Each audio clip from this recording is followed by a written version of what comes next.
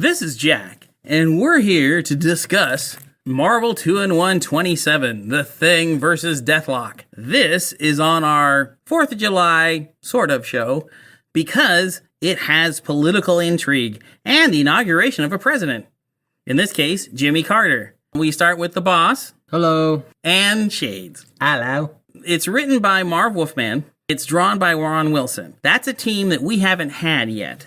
It came out during the inauguration of President Carter, and of course, as you heard in the plot, it's about the inauguration of President Carter. Boss, what did you think of this story? First thoughts, the villain is actually definitely my favorite villain out of all the books we've read so far. You mean Deathlock? Yeah. You mean Deathlock, yeah. Deathlock, yeah. I like his conflict. Also, his art is much different from the other ones, too. I like it a lot more. Yeah, that's how I feel, too. The art is a lot better. He does have a very distinct style. Later on becomes the #1 Thing artist. I really like his thing. His Human Torch is a little rocky, but the rest of it is really good. What did you think about the plot by the bad guys to take over the mind of Jimmy Carter? It seems a little far-fetched. I'm all for mind control and taking over the president's brain and all that. The far-fetched thing to me is that they find Deathlock in Spider-Man's memory to... That would be Metallo that did that. Yeah, to use Deathlock as the hitman, as he's not the assassin, but, the guy to do... It seems like there'd be an easier way to me. Maybe I'm wrong. I don't know. It just seems like, okay, we'll get this guy. Unless Deathlock, is he somehow more open to being mind controlled because of his cybernetic yeah, he would be. The way it works is that Metallo discovers who Deathlock is. The Fixer is the one that brings him over. The Fixer, he's known for technology. So he's controlling the computer more than he's controlling Luther Manning himself. Oh, okay. One of the things I like about this is that the heroes, the Fantastic Four and Nick Fury, think that it's a regular assassination. They're completely clueless what they're really planning, which is a takeover, not an assassination. Right. But it's a little far-fetched. I mean, come on. I mean, yes, it's a comic book, but you're actually going not just back in time, but to or in the future, but to like another alternate dimension. I mean, come on. Why not just get Spider-Man himself? Put a thing in the back of his head. He'd be a bit easier to find, I think, because he has a spider sense. He'd be harder to control, though, because he doesn't have any cybernetics. Cybernetic stuff. I don't know. There's got to be an easier way, like the Vision or something. If it were easier, supervillains wouldn't do it. So what do you think about it, Ryan? I feel like Fixer could have made his own robot. He could have made a robot. He could have just had a little flying. He could have made the thing fly. It's not the thing, but he could have made the mechanism itself just fly to the back of Carter's head. Speaking of Thing, what did you think of the battle between Deathlock and Thing in here? There's two different battles. There's the one at the beginning, then there's the fight at the end when Deathlock is trying to get the Thing to actually kill him. I like that part a lot because the way it was with him was at first he kind of seems like I'm only kind of doing it because I'm being controlled and I'm not too much into it. He explains later on, yeah, I died or my main body died and now I'm literally just being controlled and I don't even want to be alive anyway. So he was noble, wasn't he? Yes. He was willing to die to not fulfill the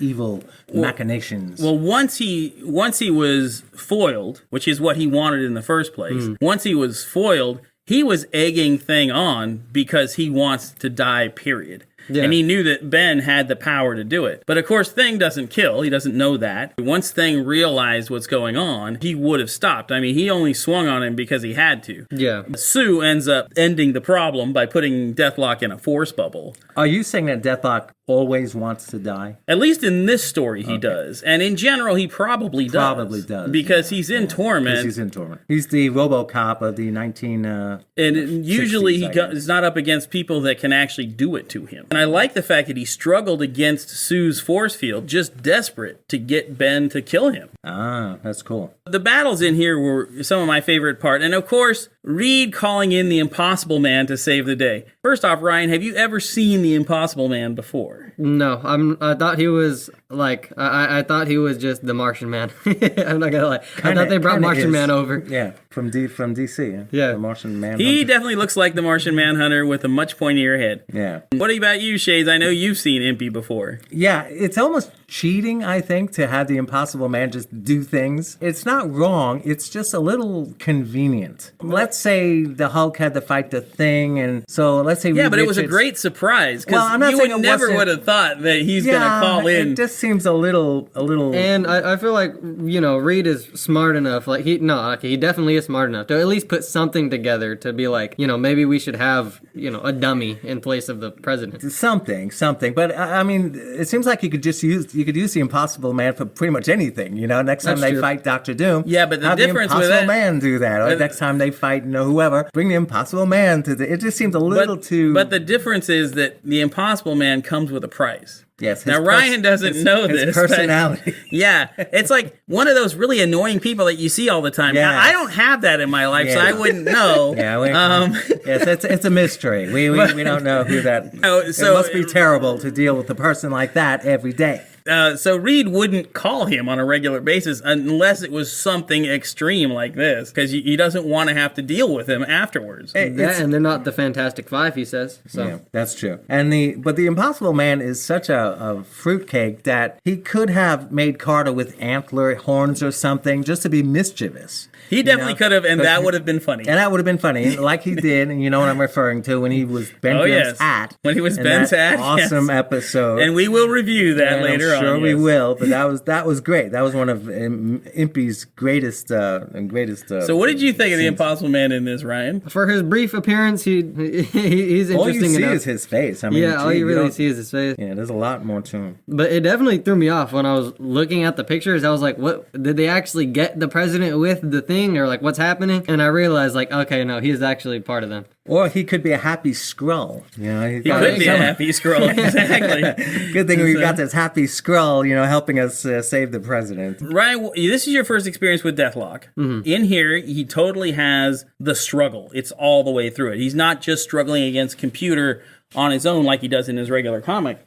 But he's also struggling with the Fixer and what the Fixer has done to him. So my question is, what were your impressions on Deathlock? The costume, the whole shooting match. What do you think about Deathlock? His suit is much different from the other villains. Yes. I don't feel like his powers or like his weaponry is much different. He's just basic weapons, I guess. He's a tortured soul. I absolutely love the conflict with himself when he's like, I don't want to be doing this and I don't want to be controlled, but I'm also like, don't want to be alive either, kind of thing. Yeah. I like that they gave him a lot more like nuance to his reasoning, or to have to do something, I guess. There's something very attractive about a hard case. Clint Eastwood's Dirty Harry, a good guy, but still, he grits his teeth, he's angry all the time, and not really a happy person, but he is one of the good guys. He's like a more extreme Ben here. Kinda, yeah. Ben has the humor, the comedy on top of the same problem Deathlock has, that he doesn't want to be the Thing, Yeah, they don't want what they have. We're looking at it digitally. The digital coloring is really, really nice. And the face details, too. I love the faces. They're a lot more. Then these faces they look kind of, look a little sinister to me, I'm being critical. He has a great grasp on the Thing, and which is why I think he becomes the regular artist for the book. Grasp. Oh yeah, no, definitely. He really does. You can definitely get the texture and the rockiness out of him. Yeah, he really does. The yay or nay on the villains. Now we're going to talk about the actual villains of this piece, which are the Fixer and Metallo. So I know that I've seen the Fixer and Metallo before. How about you guys? I have not. Shades, I've never seen them before. I don't love them. They don't really intrigue me. And a week from now, I'm going to forget they even exist.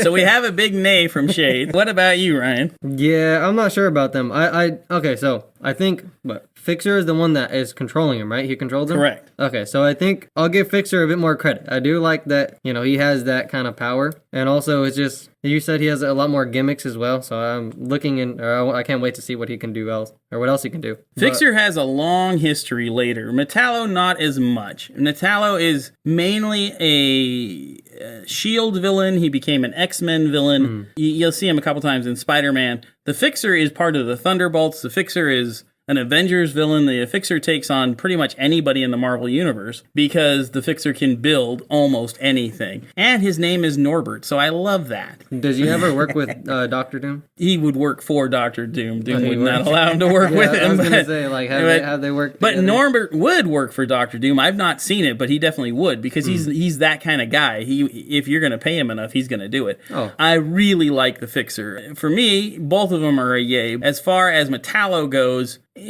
that's one of those that, to me, you have really good villains that I look forward to seeing, and then you have villains that are okay to see, and then you have the villain that, well, he's here. I don't really care for him. He's not doing too much. Metallo is that. I mean, I like his look. I like his Cyclops eye shield. I like their little matching outfits. But he's just not. Metallo doesn't. He's not Carl Court. The eye shield actually tells how his blood pressure is. See, beep. Yeah. If he gets shot or something, you don't want to see beep. Fixer I love. So there's no. I mean, and the Fixer's new costume that is great. I mean, what they do with him. But anyway, so Okay, but don't we have a lot of people who can build things like the leader in the Hulk? yeah, but the Fixer has a way different attitude than they have. Okay, so they're all evil. You know, we got evil people who make machines. It's just not that intriguing. Well, I guess it depends on their Depends on the attitude of the character. And this character attitude is and their motives. Yeah, their motives. Take over for the it. world, make a lot of money. Well, dun, dun, dun. his is wonderfully crass. In this issue, you don't see the Fixer's sense of humor as much as you would later in other things. There's too many characters in this book for you to really zone zone in on him. You just know his name is Norbert, and that's awesome. Norbert is the name of the greatest comic book hero ever, created by Mike Barron. Who was it? Dark Horse Comics. Anyway, Norbert Sykes, the Badger. Be a different Norbert. All right, then. But that's why I like Norbert, because Norbert Sykes was the Badger. Badger was an awesome, short-lived comic book from the 1980s. Just awesome. Hey, you forgot the Wheel exists. He's the best. The Wheel. Who's the Wheel? Or the Wall. Is it the Wall? The Wall. The Wall. Yeah, Okay, so you're kind of drawing a blank on the Wheel and the Wall. Who are those? He's an older superhero. He's probably not even. I forgot what the book he was Wall in. Is there a Wall? But he was like one of the first mentions. And I know what you're talking about. Amanda Waller is called the Wall. He was there was a wall. He was literally just a brick wall. Really? He was a brick wall with arms and legs. Oh, that's funny. awesome. Yeah. Sounds like funny. Concrete. There's a character named Concrete. All right, so Actually, that sounds like the Impossible Man would do something like that. There you go. All right, so let's tie this up then. So, final thoughts on the book itself. I give it a big thumbs up. I loved pretty much every aspect about it. What did you think, Ryan? Yeah, I give the book a thumbs up. I give the Fixer a yay, and I give the Deathlock a big yay. Shades? That's good. Yeah. Okay. Deathlock. It's always good to see Deathlock. I'm just not going to remember this in like a week from now. It's like, who cares? But you won't remember a lot of things in a week That's from true, and we've learned that recently that I'm not remembering things. So in this case, I'm glad. No, I shouldn't say that. It was okay. Yeah, I like that it had different little sub ideas happening. You know, where like we discussed, Deathlock and Ben Grimm are similar. Deathlock actually does want to die. Deathlock was hoping that someone would destroy him before he could get President Carter. Man, folks, I got to get on some rides. So it's time to wrap this up. And so all of you, be fantastic. They have become the greatest team of superheroes the world has ever known. The new Fantastic Four.